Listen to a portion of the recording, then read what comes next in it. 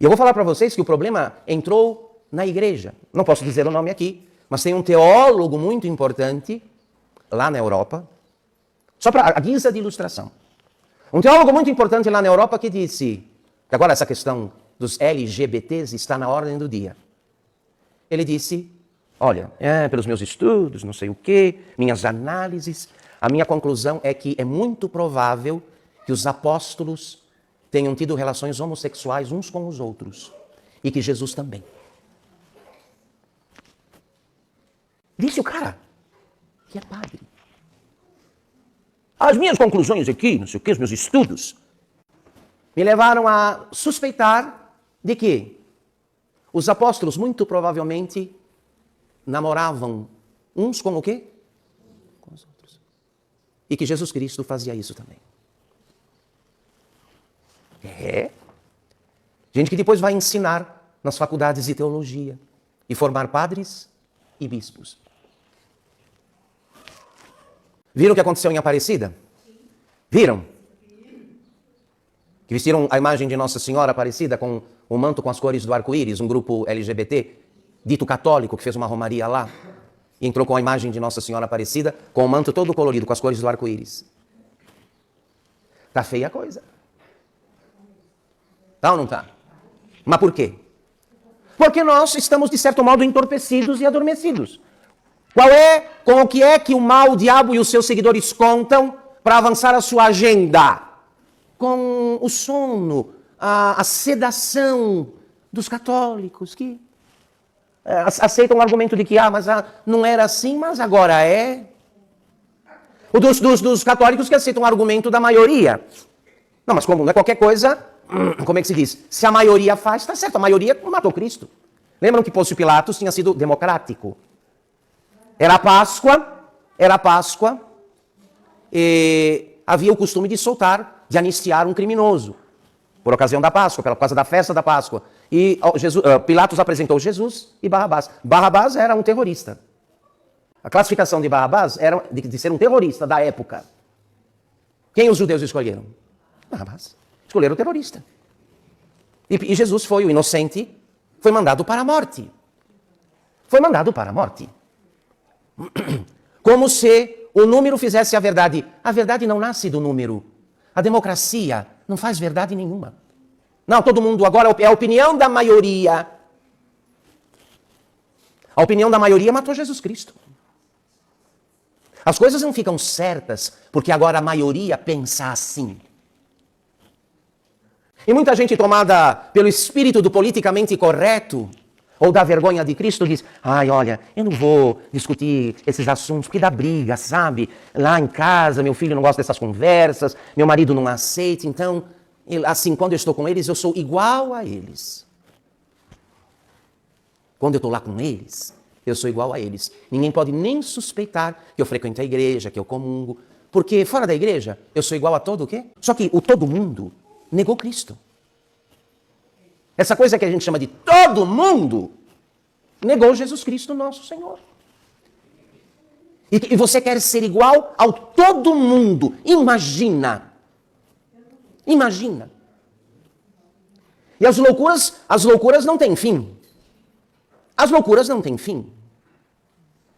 Agora, em nome da segurança, eu já vi mais de um caso, numa flagrante violação da lei de Deus, do sexto mandamento, aqui. A mãe, em nome da segurança, porque o mundo está perigoso, não está perigoso? Imagina deixar uma moça circulando por aí à noite. Não dá. Então o que a mãe fez? Em nome da segurança da moça, separou um quarto na casa para dormir com o namorado.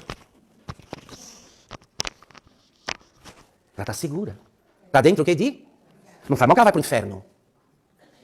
Não faz mal que ela vai para o inferno. Portanto que ela está segura, aqui dentro de casa. Que deixou de ser casa e virou motel. Então foi esse tipo de medo, de vergonha, que nos engessou e que permite aos maus avançar com sua agenda. Até o surgimento, até o aparecimento do anticristo. E se não nasceu, perdeu a hora. Perdeu a hora. E que quando vier, será ele o único objeto de culto e de adoração legítimo. Quem tentar prestar culto a qualquer coisa que não seja ele, será considerado criminoso. Mas vamos ficar aqui e lembrar bem que quem escolheu Jesus Cristo foi o Pai, como fundamento de todas as coisas. E Jesus disse aos homens dos seus dias: a pedra que vocês construtores rejeitaram, tornou-se a pedra angular. Vocês, os pedreiros, rejeitaram a pedra que é a pedra de ângulo, a pedra de base de todo edifício. Então não poderia acontecer outra coisa a não ser a ruína da construção que se apoiou em outra coisa que não fosse a pedra angular. É o caso do mundo. Moralmente e espiritualmente, deixa eu dizer a vocês para encerrar, me desculpem aqui as figuras assim meio traumáticas, mas é verdade. Do ponto de vista do mundo, da situação do mundo, ele não está em melhores condições do que aquele cadáver já em estado avançado. Que um cadáver, 3 dias depois da morte, está de um jeito. 3 meses depois da morte está o quê? Bem diferente. E eu não estou falando aqui de coisas, estou falando aqui de coisas que aconteceram semana passada, mês passado. Estou falando de coisas que já cobrem alguns séculos. Um movimento de negação de Deus e de seu Cristo que cobre alguns séculos. Se alguém me perguntasse, como é, padre, que o mundo está diante de Deus? Em guerra contra Deus. Esse mundo para o qual vamos aí, de peito aberto, de braços estendidos, atrás da última novidade para comprar, para comer, para curtir, para viajar, é o mundo que declarou guerra a quem? A Deus. A Deus, nosso Senhor. Por isso, o Papa Pio XI, em 1925, se eu não me engano, 21 de dezembro de 25, quando ele publicou a carta encíclica Quas Primas, estabelecendo esta festa que hoje nós estamos celebrando, alertou o mundo a respeito do que viria pela frente, do que estava por acontecer, uma vez que as sociedades e as nações antis-católicas agora estavam querendo se livrar do jugo de Cristo. Lá na Europa, os dedos já estão sobre os botões de acionamento do armamento nuclear. Um esperando que o outro acione o quê?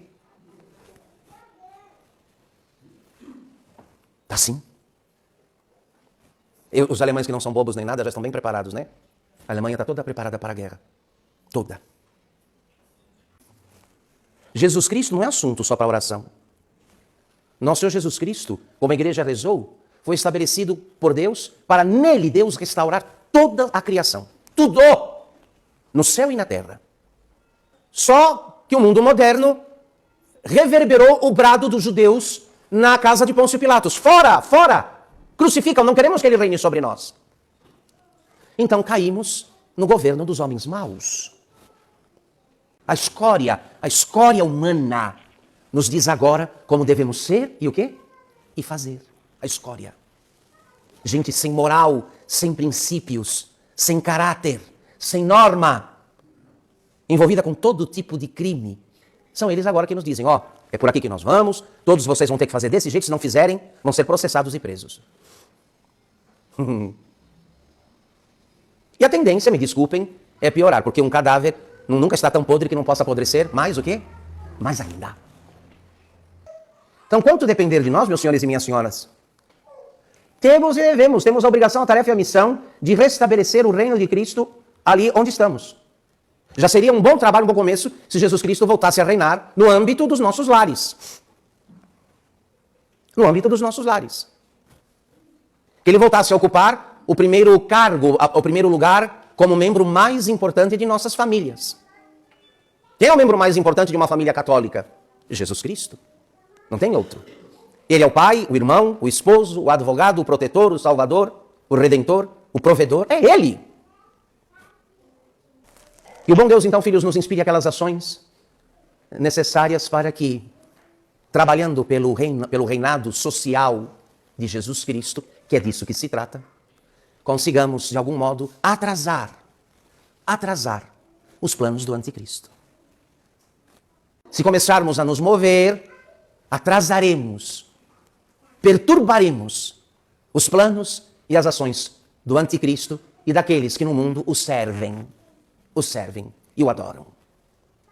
Em nome do Pai, do Filho e do Espírito Santo.